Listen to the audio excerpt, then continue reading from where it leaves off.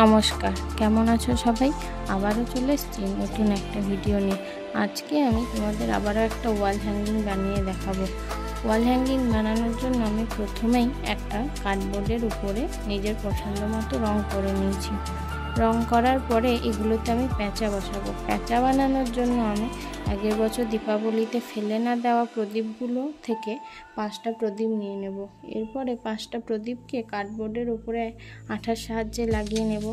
এরপরে একটু ক্লের সাহায্যে আমি প্যাঁচার চোখ নাকগুলো বানিয়ে নেব।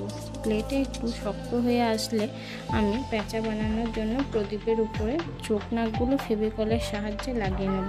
দেখো, চোখ নাকগুলো লাগানোর পর কিন্তু একদম প্যাঁচার মতোই দেখতে লাগছে। আজকের ভিডিওতে এটুকুই। পরের ভিডিওতে আমি তোমাদেরকে এটা আবার রং করে দেখাবো।